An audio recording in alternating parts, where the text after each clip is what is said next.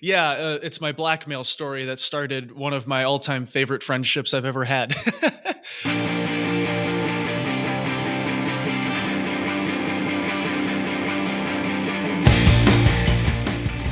Well, and speaking of getting these themes and Ben Heck wanting to do them and you guys being, you guys need to be doing it. My understanding is Franchi heard that you guys were on this title and called you and was like, "So you need an artist?" Tell me Yeah. about that. Yeah, it's my blackmail story that started one of my all-time favorite friendships I've ever had. So I knew Chris obviously through the industry because I absolutely adored his work on the Munsters. It was my favorite pinball art package of all time, and I'd been on his show a couple times, and I talked with him, at shows a couple times, but I really didn't know Franchi personally at all. And it was at Expo not long after I signed the license because I signed it in like late summer, and then I was at Expo in the fall. And Franchi comes up to me, and he was like, "You need me on your next game." And I was like, "Oh yeah, why do we need you?" And he's like, "Cause I know what your next theme is." And I was like, "Oh, you know what my next theme is, Chris? Huh? What is it?" And he goes, "Oh, well, it rhymes with Evil Dead." And I kind of turned white as a ghost. Big gulp moment because I was like at Expo looking around, like, oh man. And I was just really flabbergasted that he just somehow knew it. And what's funny about that is he doesn't remember how he knew. Like I asked, like, how did you know that we had it? And he's like, I'm old. My memory's crap. I don't remember. So I don't know how he knew. I mean, he's friends with like a couple of the actors from the movie. It could have been from that or something. But yeah, he essentially was like, if you if you don't hire me, and he was like laughing while he said it. He was clearly joking. But he was like, if you don't hire me, I'll leak it to everybody. And I was like, geez, first impressions, huh? And so we traded phone numbers, and I got back from the show, and it was Monday, and I was like recovering, trying to get my thoughts in order and get ready to get back to work. And I got a text from him, and it was some artwork of the Cheryl popping up from beneath the trap door. Mhm. Yes. And he was like, I'm already getting started. And I was like, well, I think he has the job then. I can't tell him no at this point. Like he's already started, and what he sent was so good. I remember like opening. I was on my way out to work, and I was on my in my laundry room, like putting my boots on, and was like, oh man, that looks really good. Yeah, we're gonna have to hire him. And I couldn't be happier that we did because it ended up spawning this really amazing friendship that we have, and what ultimately led to a few years later having him become exclusive to Spooky Pinball as our exclusive artist. And I couldn't be happier about it. I love Chris to death, and we talk just about every single day. He called me today. He was upset because we hadn't talked since Saturday, and I felt so guilty because we were busy on the production line training people on building new games. I felt so bad. It feels weird not talking to him right now. So, can you expand on that with the signing exclusive, like an exclusivity contract and what all that? Can you? I know you can't go super in depth, but like, what's the thought process behind doing that, and Yeah, how many games and whatnot?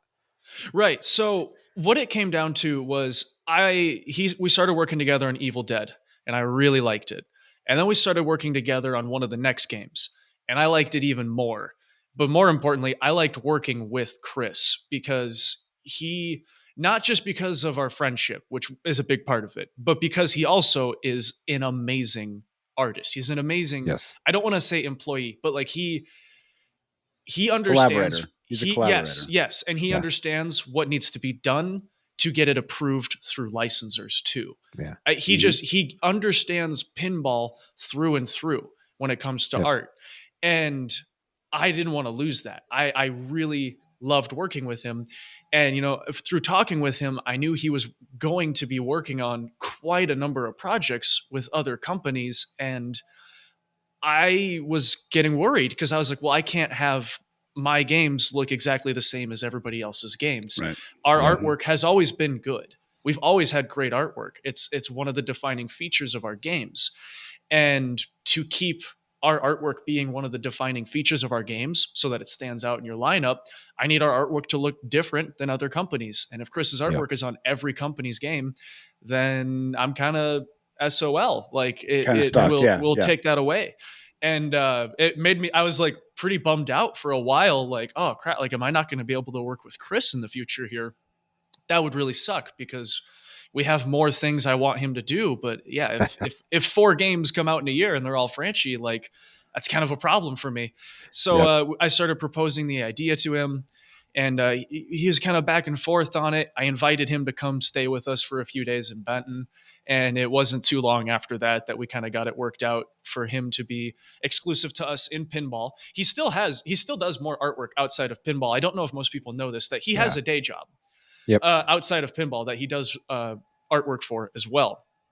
But yeah, it just kind of, that's kind of how all that shook out. And like I said, I couldn't be more thankful for it. It's been a heck of a ride, and he's so great with also a lot of like the marketing collaborations. He has so many ideas, and yeah, it's just an overall great collaboration. I got more than an artist when we brought him on, and Well, and yeah. the thing about his artwork, and this is, I'm looking at Evil Dead as we speak right now. First off, this gives me Greg Ferreras, Evil or Elvira House of Horror vibes. It's very much like that old school 90s, like you're saying, that Bally Williams, Mhm. where it's, you're not just looking at art, but it's telling a story, and it's very descriptive as well. You're not solely basing your rules off of RGB LEDs, right? Like, Mhm. just the like cellar open and boomstick, and like there is text in places that should be text, so that way you can kind of understand the playfield as you're playing, instead of having, like, don't get me wrong, I enjoy the LCD. And is that okay? Under Sanity, is that the red skull, or not red skull? What is it? The Misfits logo. I know it's not original, like red skeleton. What is that above? I don't know. Underwear. I'm sorry, I don't have the artwork pulled up in front You're of me. good. Under Sorry. what part? Under what So portion? the on the ball saves on the left and the right side, it almost looks like the red skeleton. You know, the Misfits logo that they sold from Oh the no, red. that's the movie 2 poster. Oh, okay, okay, Yeah, if you yeah, look up the Evil Dead 2 poster, it has that skeleton that's kind of looking off to the side a little bit.